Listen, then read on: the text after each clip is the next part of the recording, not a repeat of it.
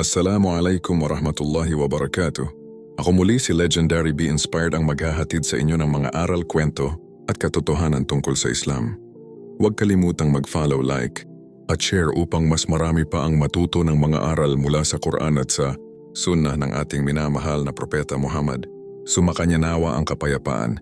Sa video na ito ay pag-uusapan natin ang isang napakagandang dua o supplication na kumakalat ngayon sa social media. Ito ay isang panalangin na humihingi ng kapatawaran kay Allah para sa lahat ng kasalanan, maliit man o malaki, nakaraan man o darating, lantad man o lihim.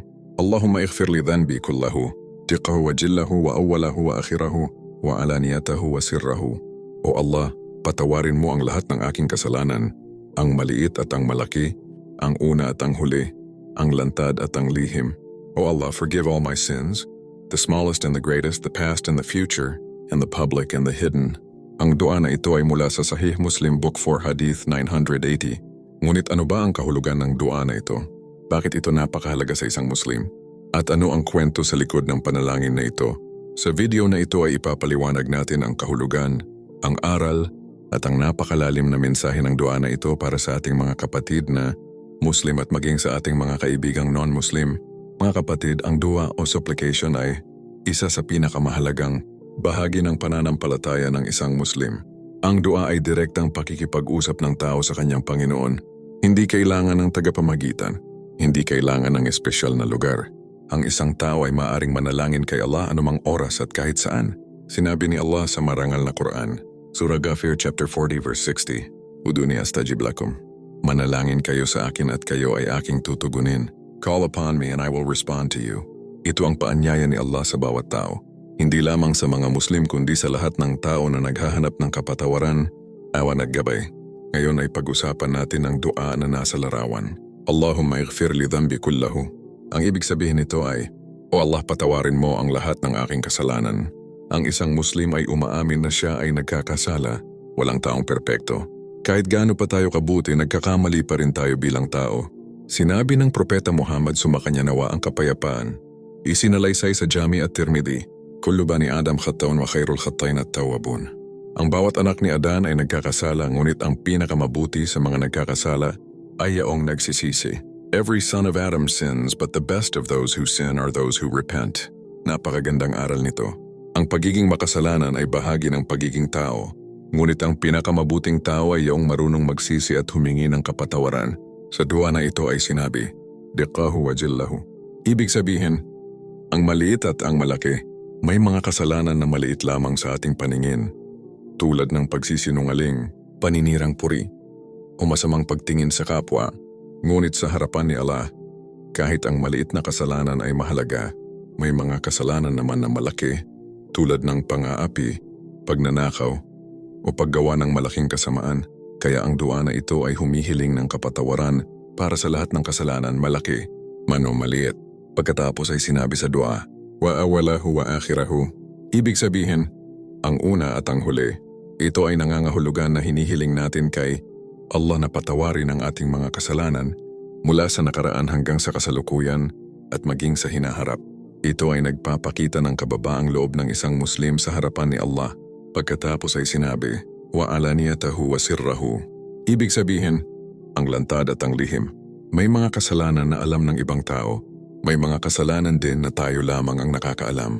Ngunit tandaan natin na walang lihim kay Allah.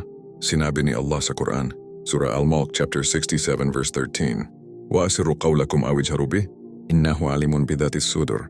Itago man ninyo ang inyong salita o ilantad ito, katotohanan na alam niya ang nasa loob ng mga dibdib. Whether you conceal your speech or declare it, indeed He knows what is within the hearts. Ibig sabihin kahit ang ating mga iniisip ay alam ni Allah. Ano ang kwento sa likod ng dua na ito? Ang dua na ito ay kabilang sa mga panalangin na itinuro ng propeta Muhammad, sumakanya nawa ang kapayapaan sa kanyang mga kasama o sahaba. Ang propeta mismo, kahit siya ay walang kasalanan, ay madalas humingi ng kapatawaran kay Allah. Isinalaysay sa Sahih Bukhari na sinabi ng propeta, Wallahi inni la astaghfirullah wa atubu ilayhi fi al-yawm akthara min 70 marratan. Sa ngalan ni Allah, ako ay humihingi ng kapatawaran kay Allah at nagsisisi sa kanya ng higit sa 70 beses sa isang araw. By Allah, I seek forgiveness from Allah and repent to Him more than 70 times a day. Isipin natin ito. Ang propeta na pinakamabuting tao sa mundo ay humihingi pa rin ng kapatawaran araw-araw. Ito ay nagtuturo sa atin ng napakalaking aral ng kababaang loob. Kung ang propeta ay humihingi ng kapatawaran araw-araw, kaano pa kaya tayo na maraming pagkukulang? Motivational message by Be Inspired. Mga kapatid na Muslim at non-Muslim, ang dua na ito ay isang paalala na ang pintuan ng awa ni Allah ay palaging bukas. Hindi mahalaga kung gaano karami ang iyong kasalanan. Hindi mahalaga kung gaano kalayo ang iyong nalakbay mula sa tamang landas. Hanggat ang tao ay humihingi ng kapatawaran ng taos puso, si Allah ay handang magpatawad.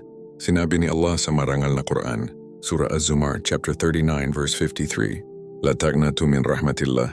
Huwag kayong mawalan ng pag-asa sa awa ni Allah. Do not despair of the mercy of Allah. Ito ang napakagandang mensahe ng Islam. Ang Islam ay relihiyon ng awa, kapatawaran at pag-asa.